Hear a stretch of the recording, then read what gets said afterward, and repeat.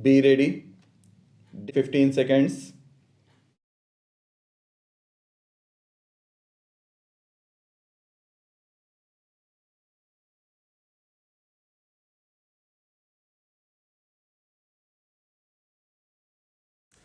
Autonomy in the sense in which I am speaking of it is not opposed to the use of government funds for the corporation. If the financial memorandum of the bill, it has been said that the corporation must gradually reduce dependence on the budgetary support of the government. Now, this may have some sense in our present context, in our present social context, where it is said that the government is really constrained for funds. So, out of dire necessity, the government itself has to explore other sources of funding.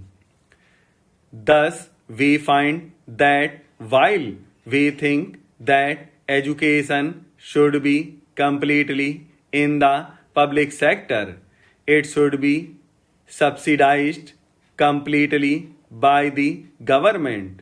In actuality, we cannot altogether reject private funding of education. So, out of dire necessity, government might say that the corporation for electronic media may have to tap other sources of funds. But I want to stress that government funding should have a predominant role as it still has in education. This search, this exploration for funds from private sources should not be done in the name of autonomy.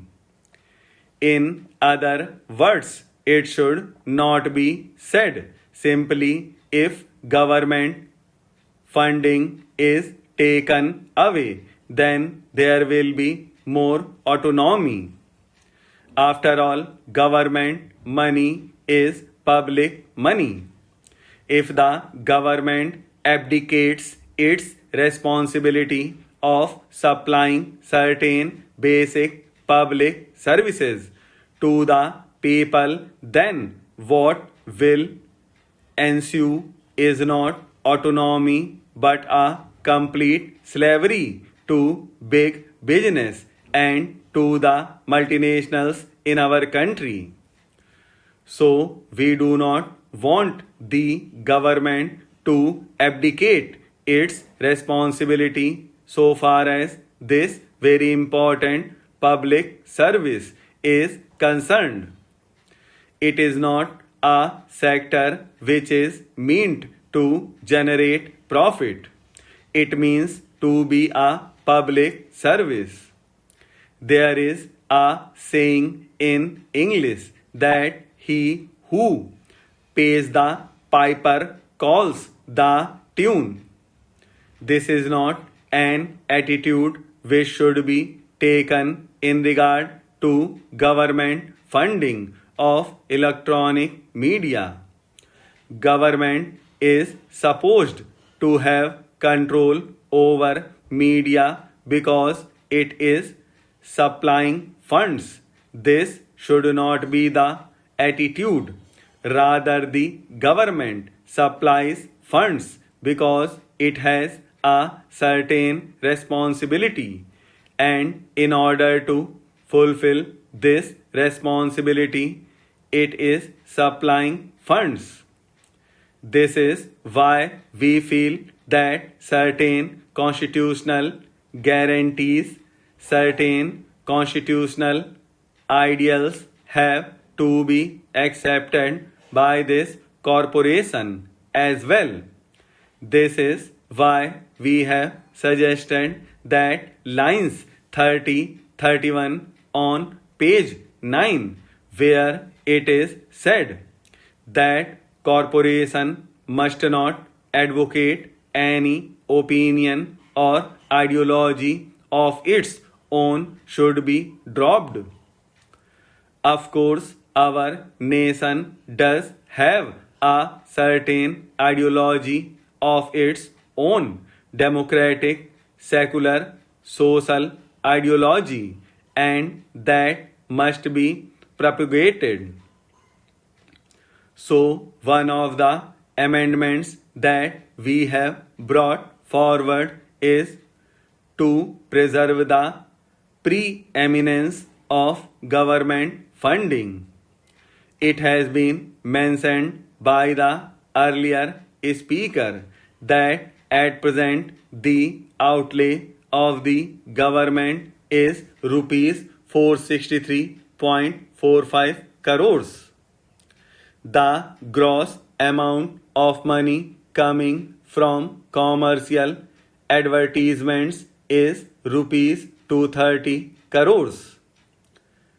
Now, if the predominance of government funding has to be maintained, we must also ask from what sources the government may fund this sector. In this case, the possibility of reviving the license fee need not be ruled out.